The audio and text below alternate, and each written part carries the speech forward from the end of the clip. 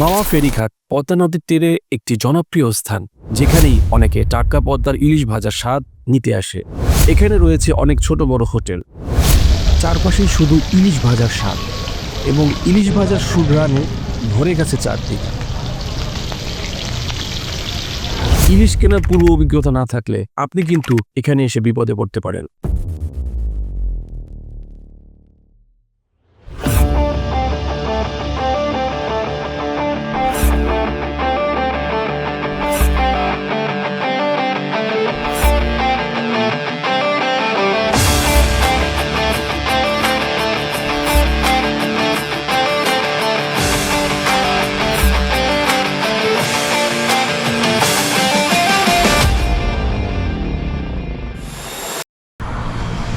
আসসালামু আলাইকুম। এই মুহূর্তে আমি পদ্মা ব্রিজ পার হয়ে সরাসরি চলে এলাম মাদারীপুর জেলার ভেতরে।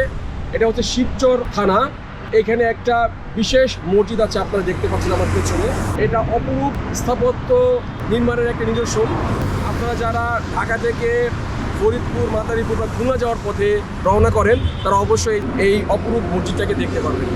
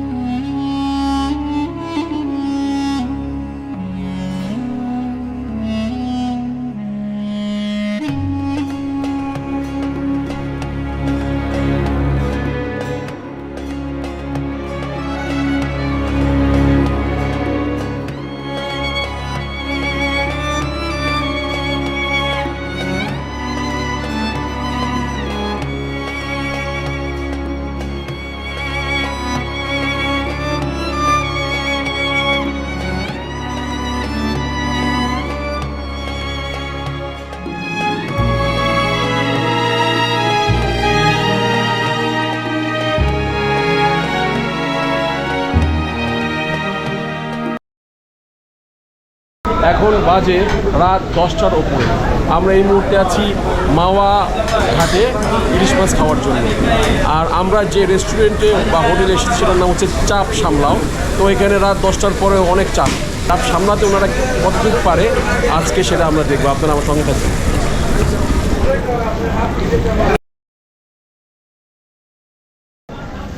6 টুকরা মাছ হয়েছে, মানে অ্যাকচুয়াল মাছ, পিওর মাছ, এবং লেজ এবং মাথা বাদে।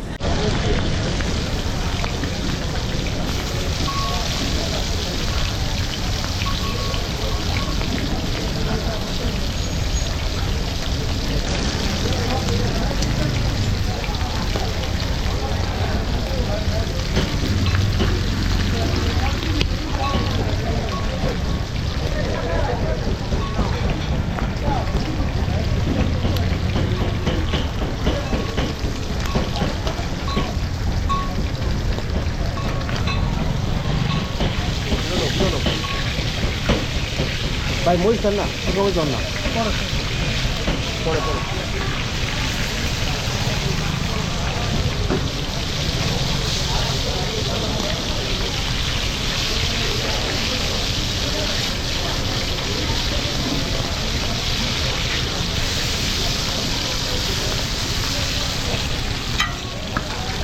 বুঝছো জিয়া।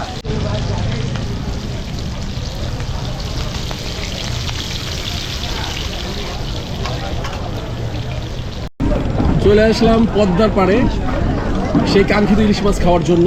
আমরা যে ইলিশ মাছটা নিয়েছি সেটা পড়েছে 1300 টাকা প্রাইস।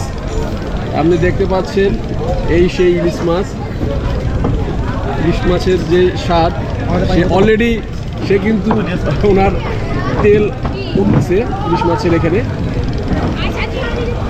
বিগ সাইজের। এরপরে দেখতে পাচ্ছেন বেগুন ভর্তা, জোস, ইলিশ মাছের মাথা, আর এটা হচ্ছে সেই কাঙ্ক্ষিত লেজ যেটা খাওয়ার জন্য সবাই পাগল। তো আমরা প্রথমে শুরু করব, ইলিশ মাছ খেয়ে দেখবো আজকে কেমন লাগে। আর আমরা দেখতে পাচ্ছেন খুবই সুন্দর একটা ভিউ, যদিও অন্ধকার, বাট খুবই সুন্দর একটা ভিউ। আকাশে আকাশে মেবি এখন চাঁদ আছে, বাট একটু ঘোলা ঘোলা, যেহেতু এখন বর্ষার মৌসুম চলে এসেছে।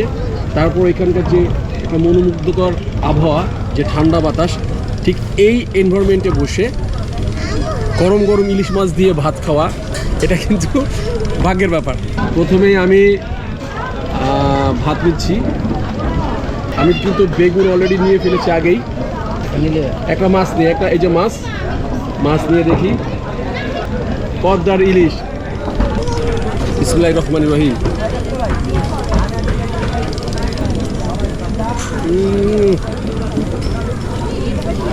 আমি জানি না এটা অরিজিনাল পদ্মার ইলিশ কিনা, বাট মাছটা খুবই তাজা।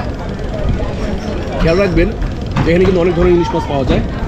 তো যেটাই বলুন, পদ্মা, বরিশাল, চাঁদপুর, মেঘনার, চেষ্টা করবেন তাজা মাছটা নেওয়ার জন্য। তাজা মাছটা নেওয়ার ক্ষেত্রে নমুনা হচ্ছে চোখটা থাকবে একদম ক্রিস্টাল ক্লিয়ার, লেজটা থাকবে একদম টান টান, শরীরের বডিটা থাকবে একদম চকচকে। আমি একটু বেগুনটা দিয়ে খেয়ে দেখি। না, অসাধারণ লেগেছে খাবারটা, আলহামদুলিল্লাহ। ভাই, পদ্মার ইলিশ যারা খেতে চান চলে আসতে পারেন তাড়াতাড়ি আজকেই মাওঘাটে। আমরা যে রেস্টুরেন্টে এসেছি সেটার নাম হচ্ছে হোটেল চাপ সামলাও। আসলে অনেক চাপে জায়গা, অনেক লোকের ভিড়। তবে অবশ্যই মাছ কেনার ক্ষেত্রে সাবধানতা অবলম্বন করবেন, যাতে করে তাজা মাছটা আপনি পান, কারণ এখানে কিন্তু অনেক ধরনের মাছ আছে। তার আগে আমি একটু লেসটা ট্রাই করে দেখি।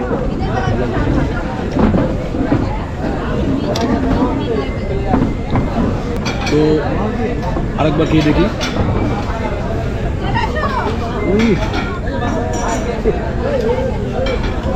অসাধারণ, অসাধারণ।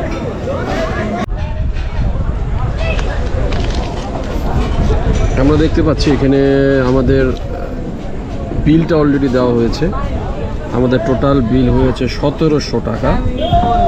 ইলিশের দাম পড়েছে 1300। ইলিশটা কিন্তু 1 কেজি সাইজের না, বাট ইলিশটা কিন্তু খুবই তাজা ছিল। আর ভাত 120 টাকা, এটা একটু এক্সপেন্সিভ। ডাল 60 টাকা, এটা রিজনেবল। বেগুন 50 টাকা, এটা অনেক এক্সপেন্সিভ। সরিষার তেল 100 টাকা, এইটাও আমার কাছে মনে হচ্ছে অনেকটা এক্সপেন্সিভ। পানি 40, কোল্ড ড্রিঙ্কস 30। এই কোল্ড ড্রিঙ্কস 30, হ্যাঁ 30, এটা কি একটু বেশি হলো না? 20 টাকাটা 30 টাকা। যাই হোক, আমাদের টোটাল 1750 টাকা বিল হয়েছে। তো এটা হচ্ছে চাপ সামলা হোটেল রেস্টুরেন্ট। সবাইকে অসংখ্য ধন্যবাদ। ইলিশ মাছটা কেমন হয়েছে রে? জোস, ভালো লাগছে? অসাধারণ লাগছে। মনে হচ্ছে যে আসলে এটা তাজা ছিল, মাছটা খুব তাজা ছিল। যাক, ঠিক আছে, তাজা হলে তো আলহামদুলিল্লাহ, তাজা তো তাজাই। টাকা উসুল। ভাই রে ভাই, এই জায়গায় সবচেয়ে বড় জিনিস কি জানেন? ওই যে আপনারা দেখতে পাচ্ছেন না পিছনে যে লোকগুলা, এক একজনকে কিন্তু এক এক রকমের টুল করানো হয়, ঠিক আছে? খুব সাবধানে এখানে আপনি ভাব দেবেন। এখানে কিন্তু এমনভাবে মাছের দাম চাওয়া হবে যে আপনি যদি ঠিক মতো মাছ সম্পর্কে আপনার কোনো আইডিয়া না থাকে, আপনি কিন্তু বিপদে পড়ে যাবেন। সো আপনি অবশ্যই চেষ্টা করবেন তাজা মাছটা একটু যদি প্রাইসটা বেশিও হয় সেটা খাওয়ার জন্য, কারণ তাজা মাছগুলো ছাড়া কিন্তু এখানে অনেক ধরনের মাছ আছে যেগুলো অনেক দিন আগে, মনে করেন 1 সপ্তাহ আগের বাসি মাছ, সেগুলো কিন্তু সেই ধরনের স্বাদ হয় না। সেগুলো কিন্তু একটু ফ্যাকাশে প্রকৃতির রং হয়, লেজটা একটু ভাঙা থাকে, মাছগুলো একটু চোখটা কেমন ঘোলাটে ঘোলাটে হয়ে যায়। এটা একটু খেয়াল রাখবেন আপনারা, ঠিক আছে?